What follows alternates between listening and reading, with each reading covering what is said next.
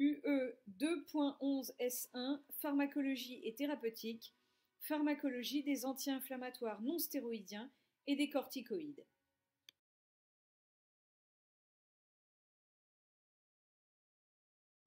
Les médicaments anti-inflammatoires sont destinés à contrôler les effets de la réaction inflammatoire. Ils ne traitent que les symptômes et pas la cause de la réaction inflammatoire. Ce sont donc des médicaments symptomatiques. Il existe deux grandes catégories de médicaments anti-inflammatoires. Les anti-inflammatoires non stéroïdiens, ou AINS, les anti-inflammatoires stéroïdiens, qui sont couramment appelés corticoïdes.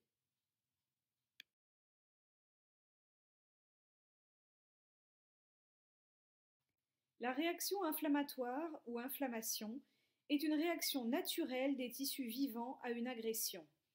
L'inflammation est un processus habituellement bénéfique dont le but est d'éliminer l'agent pathogène et de réparer les tissus lésés.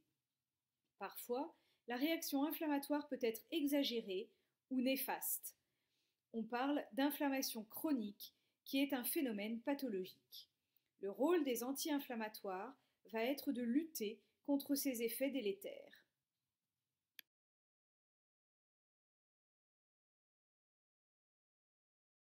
La réaction inflammatoire se manifeste par différents signes locaux: rougeur, douleur, sensation de chaleur et œdème, c'est-à-dire un gonflement. D'un point de vue biologique, la réaction inflammatoire fait intervenir un grand nombre de médiateurs présents dans le sang et les tissus, comme les prostaglandines ou des cytokines.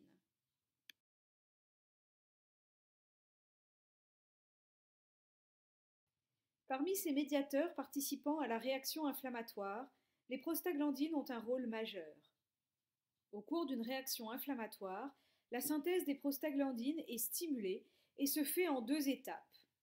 Tout d'abord, les phospholipides des membranes cellulaires sont hydrolysés par une enzyme, la phospholipase A2, en acide arachidonique. Puis, l'acide arachidonique est métabolisé en prostaglandines inflammatoires par une autre famille d'enzymes, les cyclooxygénases. Ces prostaglandines inflammatoires ont une action purement locale et sont responsables de la douleur, de l'inflammation et de la fièvre. Cependant, les prostaglandines n'interviennent pas seulement dans la réaction inflammatoire, mais elles ont également de nombreux rôles physiologiques. En effet, en plus de leur synthèse localement dans les tissus inflammés, les prostaglandines sont très largement synthétisées dans tout l'organisme et sont donc impliquées dans de nombreux processus physiologiques. Par exemple, les prostaglandines agissent sur les bronches pour provoquer une bronchodilatation et provoquent une contraction de l'utérus. Elles jouent aussi un rôle sur le rein en améliorant le débit sanguin rénal. Elles sont aussi importantes au niveau de l'estomac car elles sont responsables d'une inhibition des sécrétions acides et d'une augmentation de la sécrétion de mucus protecteur. Enfin, elles ont un effet pro-agrégant plaquettaire.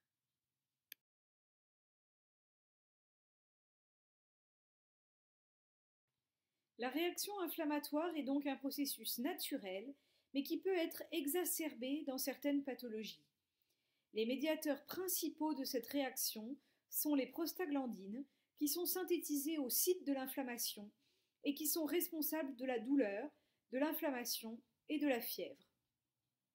Les médicaments anti-inflammatoires ont pour but de lutter contre la réaction inflammatoire quand elle est délétère. Voyons maintenant les caractéristiques des médicaments anti-inflammatoires, en commençant par les AINS.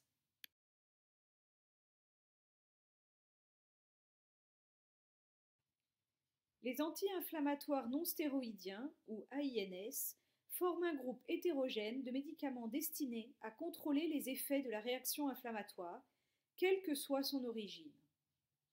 Ce sont donc des médicaments symptomatiques.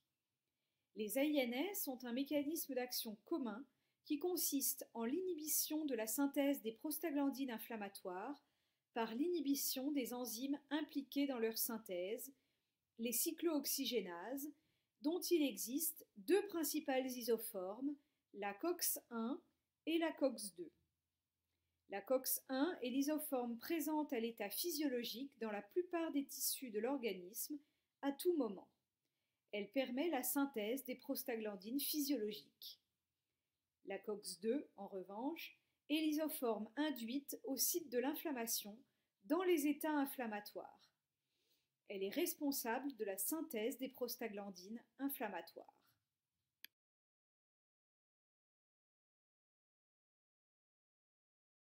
Cette différence d'expression des deux COX a conduit au développement de deux groupes d'AINS en fonction de l'isoforme de la COX qui est inhibée.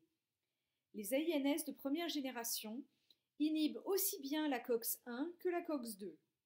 Ils sont très nombreux et on les classe en fonction de leur formule chimique. On trouve dans cette catégorie des oxycames, des indolés, des pyrazolés par exemple. Les AINS de deuxième génération, qui sont aussi appelés coxib, inhibent sélectivement la COX-2. On trouve dans cette catégorie le celecoxib ou l'étoricoxib par exemple.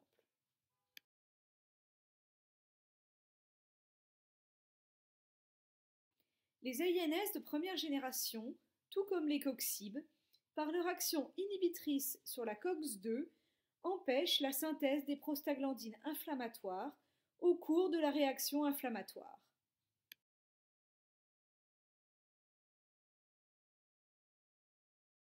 L'inhibition de synthèse des prostaglandines inflammatoires par les AINS donnera donc l'effet miroir de celui des prostaglandines. Les prostaglandines inflammatoires sont responsables de la douleur, de l'inflammation et de la fièvre. Les AINS possèdent donc des propriétés antalgiques, anti-inflammatoires et antipyrétiques. À noter que l'activité anti-inflammatoire des AINS se manifeste à doses plus élevées que l'activité antalgique et antipyrétique.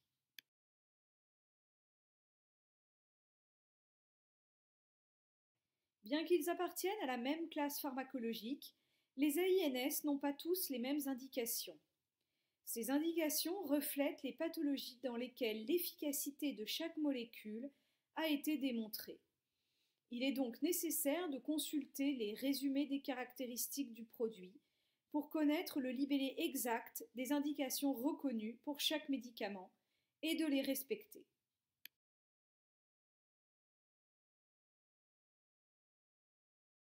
À titre d'exemple, voici quelques indications du diclofénac. Traitement au long cours des rhumatismes inflammatoires chroniques, comme la polyarthrite rhumatoïde, traitement au long cours de certaines arthroses douloureuses et invalidantes, traitement de courte durée de certaines arthrites, arthroses, tendinites ou lombalgies.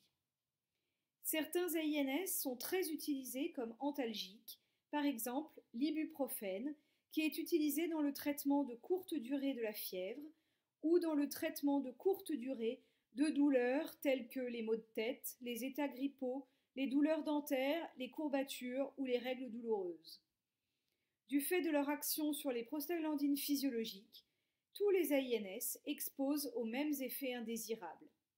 La survenue des effets indésirables dépend avant tout de la dose et de la durée d'utilisation, ainsi que des médicaments associés.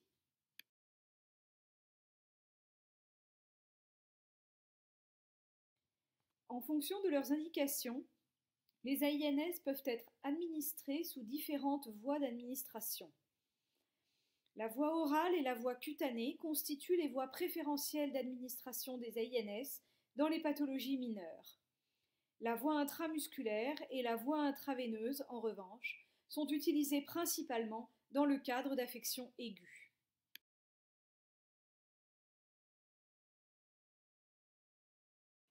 Les prostaglandines physiologiques ont un rôle bénéfique sur l'estomac puisqu'elles inhibent les sécrétions acides et qu'elles augmentent la sécrétion de mucus protecteur.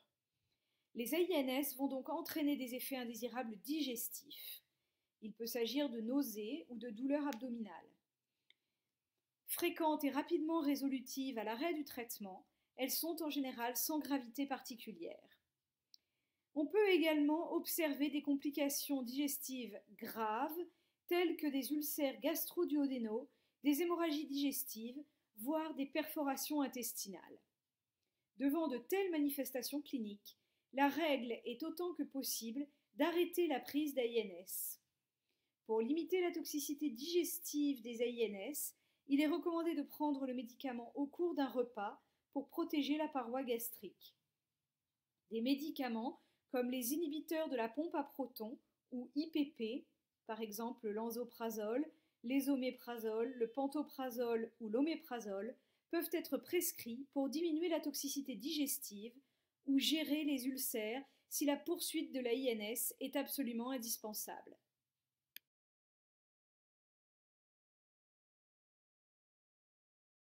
Les prostaglandines ont un rôle bénéfique sur le rein qui se traduit par une amélioration du débit sanguin rénal. En inhibant la synthèse des prostaglandines physiologiques, les AINS peuvent entraîner une insuffisance rénale aiguë par diminution du débit sanguin rénal et diminution du débit de filtration glomérulaire. Elle est habituellement réversible après l'arrêt de l'AINS, mais parfois incomplètement. Les AINS sont déconseillés chez les sujets à risque d'insuffisance rénale fonctionnelle, c'est-à-dire les sujets ayant une altération de la fonction rénale, les sujets âgés ou les sujets hypovolémiques, sauf cas exceptionnels qui nécessitent alors une surveillance biologique de la fonction rénale.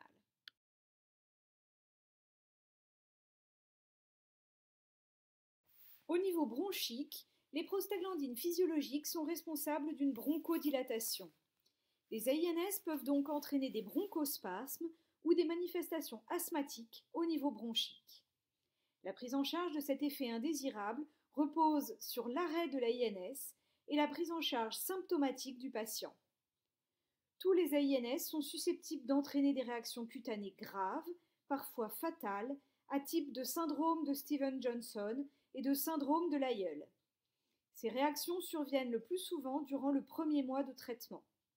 Le traitement par les AINS doit être arrêté dès la survenue d'un rash cutané, d'une lésion muqueuse ou de toute autre manifestation d'hypersensibilité. Enfin, les AINS peuvent aggraver une insuffisance hépatocellulaire ou donner lieu à des hépatites médicamenteuses.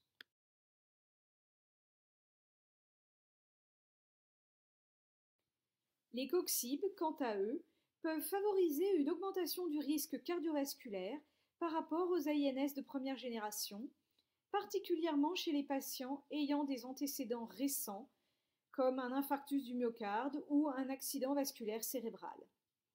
Tout symptôme évocateur de l'aggravation ou de l'apparition d'une pathologie cardiovasculaire sous AINS impose l'arrêt du traitement.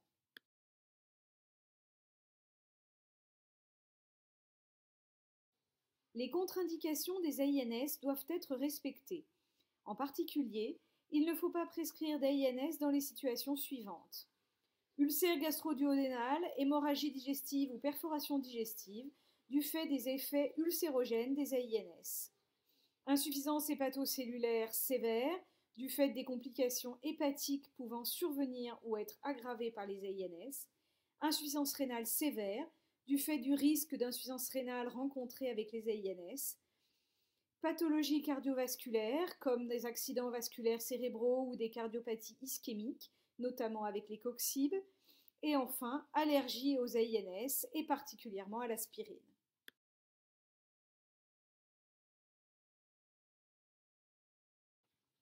Tous les AINS sont également contre-indiqués pendant la grossesse.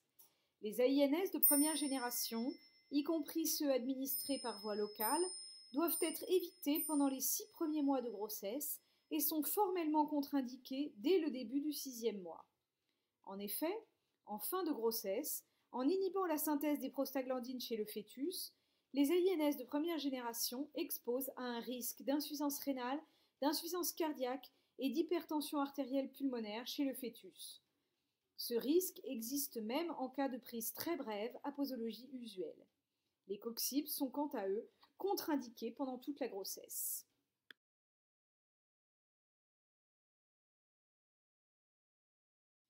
Les AINS ne doivent jamais être associés entre eux car il y a un risque accru d'ulcères et d'hémorragie digestive par addition des effets indésirables.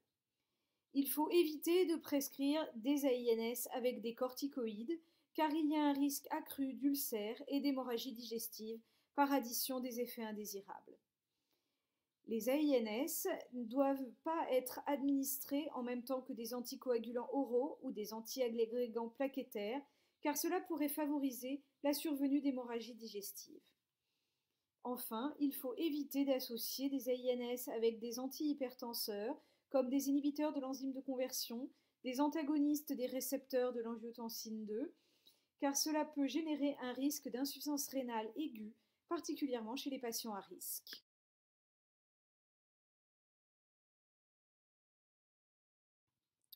Les effets indésirables digestifs sévères, donc les ulcères gastro-duodénaux, les perforations digestives ou les hémorragies digestives, potentiellement fatales que l'on rencontre avec les AINS, peuvent survenir à tout moment d'un traitement par AINS et doivent être surveillés attentivement. Une prescription de gastroprotecteurs, comme des inhibiteurs de la pompe à protons, peut être envisagée en fonction des facteurs de risque du patient. Une surveillance étroite est requise chez les patients présentant des antécédents de pathologie cardiovasculaire. Il convient également d'être attentif aux éventuelles manifestations cutanées graves, parfois fatales, qui peuvent survenir au cours du premier mois de traitement par AINS généralement. Enfin, les AINS sont susceptibles de masquer les premiers signes d'une infection ou d'aggraver des infections comme la varicelle.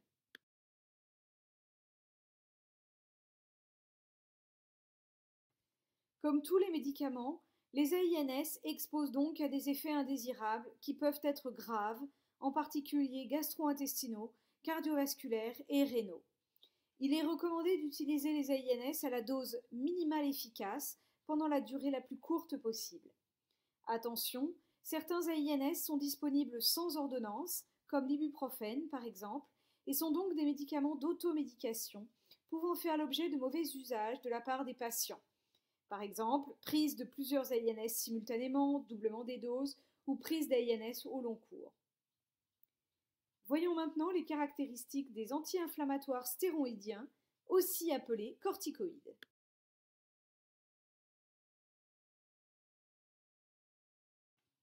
Les anti-inflammatoires stéroïdiens ou corticoïdes sont des dérivés synthétiques des hormones stéroïdiennes naturelles synthétisées par la glande surrénale.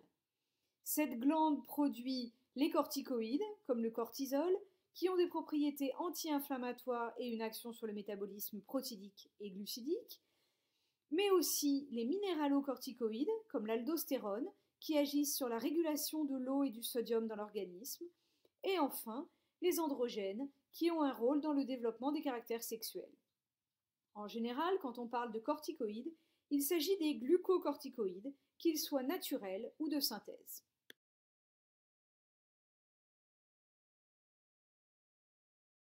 La sécrétion des glucocorticoïdes naturels est contrôlée par l'axe hypothalamo-hypophysaire. L'hypothalamus synthétise la CRF, appelée également corticolibérine, qui stimule la libération d'ACTH, appelée aussi corticotrophine, par l'hypophyse. L'ACTH stimule la libération de glucocorticoïdes par la glande surrénale. Les glucocorticoïdes exercent un rétrocontrôle négatif sur la libération d'ACTH et de CRF.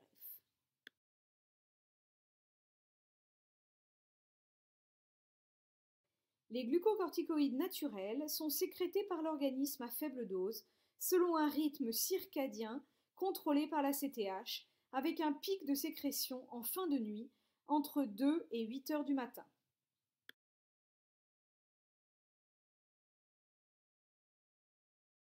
Les glucocorticoïdes utilisés en thérapeutique sont des dérivés synthétiques des hormones stéroïdiennes naturelles. Ils se distinguent des hormones naturelles par un pouvoir anti-inflammatoire plus marqué et des effets minéralocorticoïdes plus faibles. Tous les corticoïdes n'ont pas la même activité anti-inflammatoire. Leur activité anti-inflammatoire est donc cotée par rapport à celle du cortisol. Par exemple, la dexaméthasone a un pouvoir anti-inflammatoire 25 fois plus élevé que le cortisol, alors que l'activité anti-inflammatoire de la prédnisone est seulement 4 fois plus importante.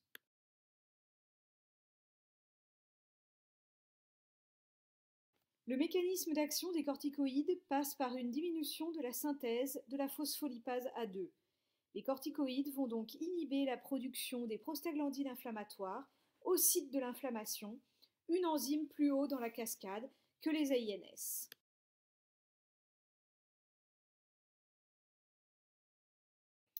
Comme c'est le cas avec les AINS, les corticoïdes constituent un traitement symptomatique. Ils ne traitent donc pas la cause de l'inflammation. Ce sont des médicaments d'action rapide qui possèdent de nombreuses propriétés pharmacologiques, ce qui explique leurs nombreuses indications. Les corticoïdes sont les anti-inflammatoires les plus puissants. Ils sont plus puissants que les AINS. Ils sont donc utilisés dans de nombreuses pathologies inflammatoires, comme la polyarthrite rhumatoïde ou la maladie de Crohn. Ils agissent sur les lymphocytes T et les lymphocytes B. Ils ont donc des propriétés immunosuppressives qui sont à l'origine de leur indication dans les rejets aigus de greffe, en préventif et en curatif, et dans le traitement des maladies auto-immunes, comme le lupus par exemple. Enfin, les corticoïdes ont des effets anti-allergiques. Ils peuvent également être prescrits pour le traitement de l'asthme sévère ou du choc anaphylactique. Lors de la prescription de corticoïdes, la posologie minimale efficace sera systématiquement recherchée et le traitement doit être le plus court possible.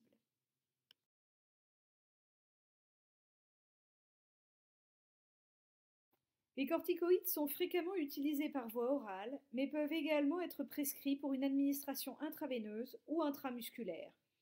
Les voies d'administration locales, comme par exemple l'administration intra-articulaire, oculaire ou cutanée, sont à privilégier par rapport aux voies dites systémiques, c'est-à-dire la voie orale ou parentérale, car ces voies locales induisent moins d'effets indésirables.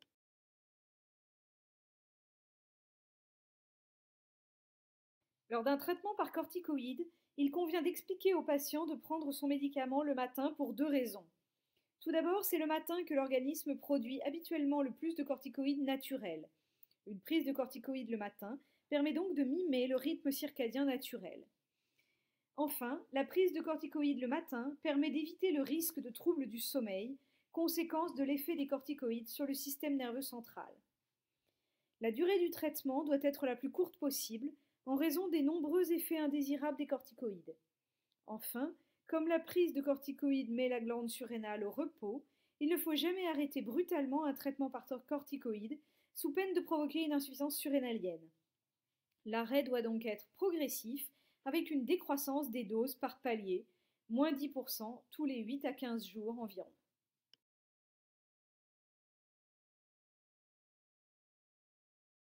L'utilisation des corticoïdes est à mettre en balance avec la fréquence et la gravité de leurs effets indésirables. La plupart des effets indésirables des corticoïdes sont inhérents à leurs propriétés pharmacologiques. Ils sont donc pour la plupart prévisibles et évitables. Les corticoïdes ont des effets indésirables sur le métabolisme des glucides. Ils sont responsables d'une intolérance au glucose, pouvant aller jusqu'au diabète ou à l'aggravation d'un diabète préexistant. Ils agissent également sur le métabolisme des lipides et provoquent une obésité facio-tronculaire liée à une redistribution des graisses et une hyperlipidémie. Leurs effets indésirables impactent aussi le métabolisme des protides en entraînant une augmentation du catabolisme musculaire caractérisée par une atrophie des muscles et une faiblesse musculaire. Les corticoïdes touchent également l'eau et les électrolytes de l'organisme en induisant une hypokaliémie et une rétention hydrosodée pouvant être responsables d'œdème et d'hypertension artérielle.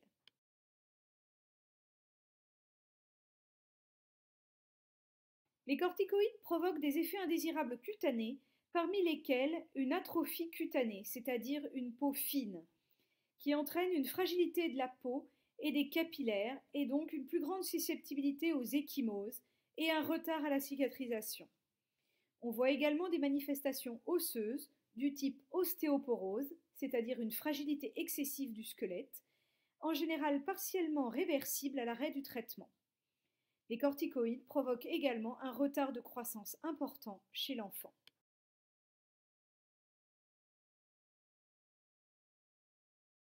Les corticoïdes sont connus pour leurs effets neuropsychiques.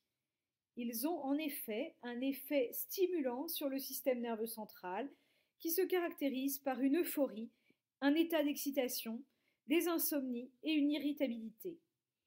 Comme les AINS, les corticoïdes présentent une toxicité digestive car en augmentant la production acide, ils provoquent un risque d'ulcère ou d'aggravation d'ulcères préexistants.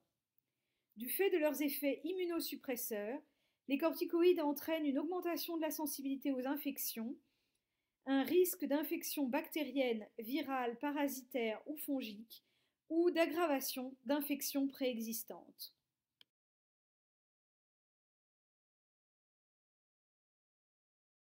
Cette diapositive est un récapitulatif des principaux effets indésirables des corticoïdes.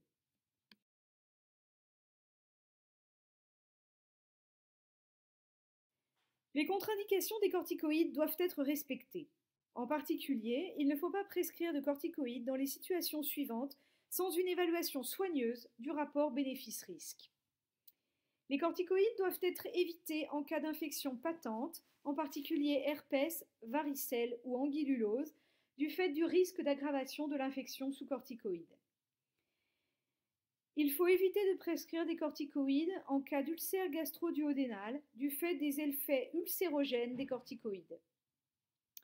En cas d'hypertension artérielle, les corticoïdes doivent être évités car ils peuvent aggraver la pathologie de par leurs effets sur la rétention hydrosodée. Si le patient est atteint de diabète, la prescription de corticoïdes doit être évitée car les corticoïdes peuvent aggraver un diabète préexistant du fait de leurs effets sur le métabolisme des glucides. Il faut éviter d'administrer des corticoïdes en cas de troubles psychiques du fait des effets des corticoïdes sur le système nerveux central. Dans ces situations, et si le traitement par corticoïdes est justifié, on traitera la maladie associée, par exemple en renforçant le traitement antidiabétique ou antihypertenseur.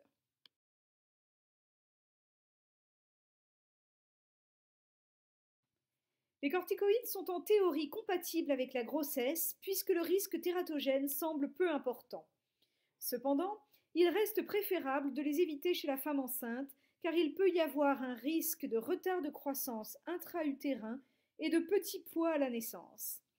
Un impact sur la surrénale néonatale est possible, surtout si les corticoïdes sont administrés par voie générale en fin de grossesse. L'allaitement est en revanche déconseillé si la mère prend une corticothérapie à dose importante.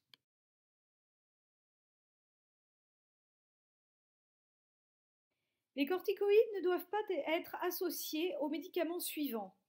Médicaments hypokaliémiants comme les diurétiques, les laxatifs stimulants, car il y a un risque accru d'hypokaliémie, AINS ou aspirine, car il y a un risque accru d'ulcère et d'hémorragie digestive par addition des effets indésirables.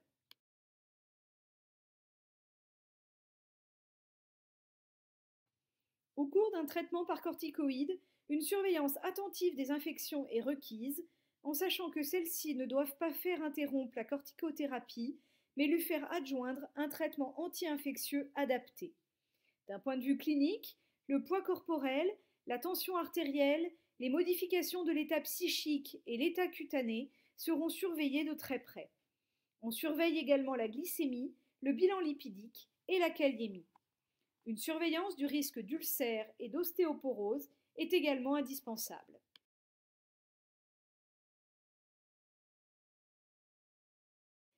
En cas de corticothérapie prolongée, un régime diététique peut être associé au traitement. Il doit être pauvre en glucides et en lipides et riche en protides pour compenser le catabolisme protidique important généré par les corticoïdes. Il doit être pauvre en sel pour éviter la rétention de sodium et d'eau, surtout si le patient présente des œdèmes et une hypertension, et si possible riche en potassium pour prévenir l'hypokaliémie.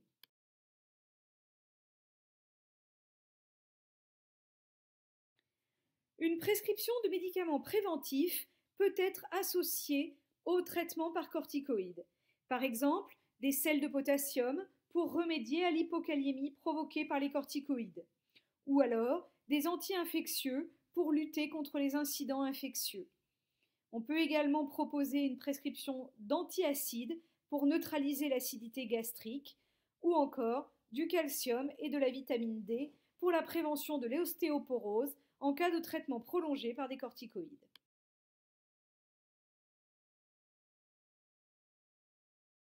En conclusion, les AINS exposent à des effets indésirables qui peuvent être graves, en particulier gastro-intestinaux.